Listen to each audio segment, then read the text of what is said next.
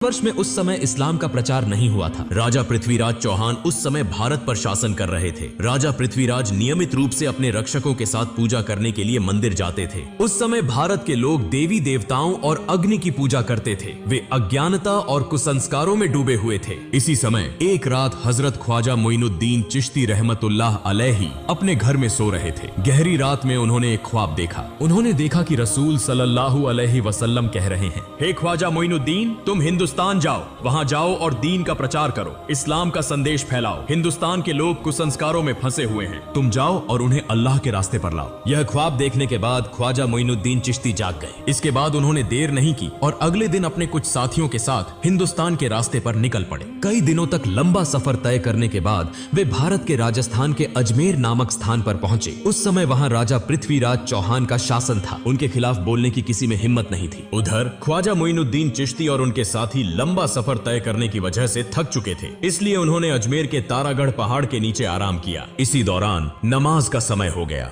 ख्वाजा मोइनुद्दीन चिश्ती ने अपने साथियों से कहा, तुम पानी की तलाश करो क्योंकि वुजू करना जरूरी है, नमाज का समय हो गया है। तब उनके दो साथी एक लोटा लेकर पानी की तलाश में निकले। कुछ दूरी पर जाकर उन्होंने एक विशाल झील देखी जो आज के समय में आना सागर के नाम से जानी जाती है। वे आना सागर के पास पहुंचे और देखा कि राजा की सेना ने आना सागर को चारों ओर से घेर रखा है। उन्हें देखते ही सैनिकों ने पूछा, तुम लोग कौन हो? इससे पहले तुम्हें यहाँ कभी नहीं देखा, यहाँ क्या चाहिए? साथी दोनों ने कहा, हम ख्वाजा मोइनुद्दीन चिश्ती के शिष्य हैं, हम यहाँ वुजू करने के लिए थोड़ा पानी लेने आए हैं। यह सुनकर वहां मौजूद सारी सेना जोर जोर से हंसने लगी और कहने लगी, क्या तुमने राजा पृथ्वीराज का नाम नहीं सुना? उनके आदेश का उल्लंघन करने पर कठोर सजा मिलती है। इस झील से कोई और पानी नहीं ले सकता। पानी को हाथ लगाना भी मना है क्योंकि इससे पानी अपवित्र हो जाएगा। यह कहकर उन्होंने उन दोनों को भगा दिया। दुखी मन से वे दोनों ख्वाजा मोइनुद्दीन चिश्ती के पास लौट आए। तब ख्वाजा मोइनुद्दीन चिश्ती ने पूछा, तुम्हारे साथ क्या हुआ? क्या तुम्हें पानी नहीं मिला? उन दोनों ने कहा, हुजूर, पानी तो मिला लेकिन हमें पानी नहीं दिया गया। उन्होंने हमें भगा दिया और कहा कि राजा पृथ्वीराज ने किसी को भी इस पानी को लेने की अनुमति नहीं दी है। उनके आदेश का उल्लंघन करने पर कठोर सजा दी जाएगी। उनकी सारी बातें सुनकर ख्वाजा मोइनुद्दीन चिश्ती ने अल्लाह के दरबार में दुआ की और फिर उनसे कहा, तुम लोग आना सागर के पास जाओ और कहो कि ख्वाजा मोइनुद्दीन चिश्ती ने हमें भेजा है। इसके बाद वे दोनों साथी फिर से वुजू का पानी लाने के लिए निकल पड़े। जब वे आना सागर के पास पहुंचे तो सेना ने उन्हें रोककर पूछा, तुम लोग फिर क्यों आए हो? उन्होंने कहा, हम वुजू का पानी लेने आए हैं। सेना ने कहा, हमने कहा था कि पानी नहीं दिया जाएगा। अगर राजा पृथ्वीराज चौहान को पता चला तो तुम्हारी जान तक जा सकती है। हम किसी भी हालत में पानी नहीं देंगे। तब उन्होंने कहा, हम तुमसे पानी नहीं मांगेंगे, हम आना सागर से पानी लेने आए हैं। यह सुनकर वहां मौजूद सारी सेना जोर जोर से हंसने लगी। उस समय उन्होंने अल्लाह के दरबार में दुआ की और अपने हाथ में पकड़ी लोटे को आगे बढ़ाकर कहा, हे आना सागर, हम ख्वाजा मोइनुद्दीन चिश्ती रहमतुल्लाह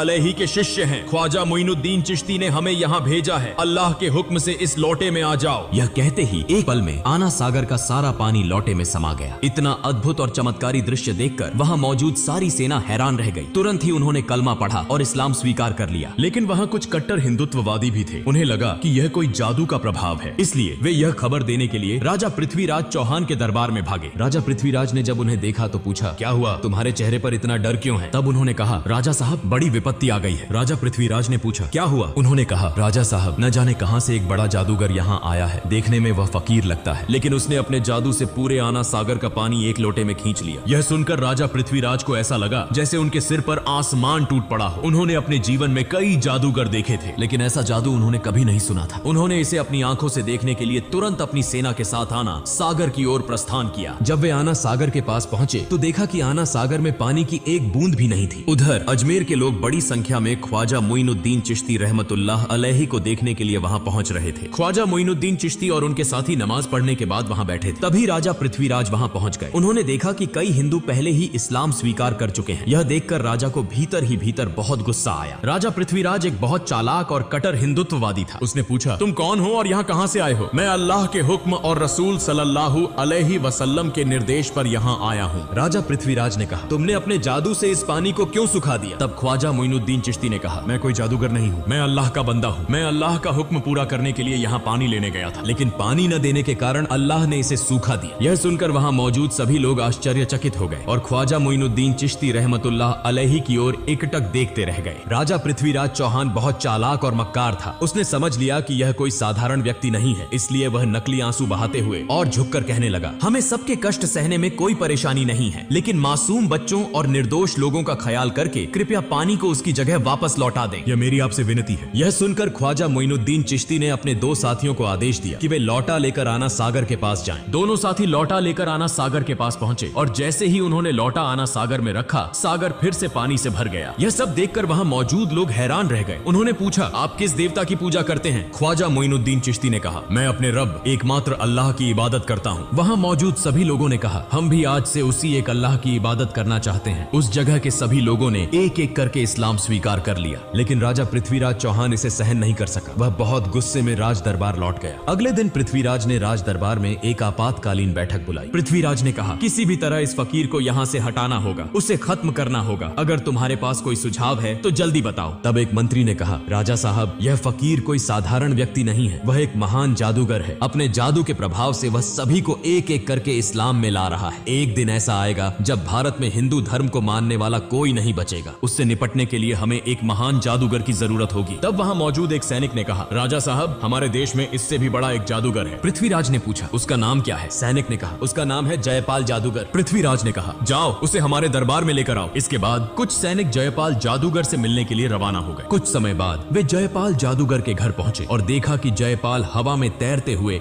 गहरी ध्यान अवस्था में है। जैसे ही उसने सैनिकों को देखा, वह नीचे उतर आया और कहा, राजा ने तुम्हें भेजा है ना? यह सुनकर सैनिक चौंक गए। उन्होंने सोचा कि अब काम बन जाएगा। उन्होंने सारी बातें जयपाल जादूगर को बताई। फिर वे जयपाल जादूगर को राज दरबार में लेकर आए। जयपाल ने पूछा, राजा साहब, आपने मुझे क्यों बुलाया है? राजा पृथ्वीराज ने कहा, हमने सुना है कि आप भारत के सबसे बड़े जादूगर हैं। हम एक बड़ी समस्या में फंसे हैं और आपको इसे हल करना होगा। जयपाल ने कहा, बताइए, मैं आपके लिए क्या कर सकता हूँ? पृथ्वीराज ने कहा, आप भी हिंदू हैं और हम सभी हिंदू हैं, लेकिन कहीं से एक फकीर आया है। वह अपने जादू के प्रभाव से एक एक करके सभी को हिंदू धर्म छोड़कर इस्लाम में ले जा रहा है। आपको उससे मुकाबला करना होगा। अगर आप उसे देश से भगा सकते हैं या उसे खत्म कर सकते हैं तो आपको एक बड़ा इनाम दिया जाएगा। यह सुनकर जयपाल जादूगर ने कहा, महाराज, आप चिंता न करें। कितने बड़े बड़े जादूगर मेरे सामने झुके हैं और यह तो केवल एक साधारण फकीर है। इसे खत्म कर ही मैं आपके सामने आऊंगा।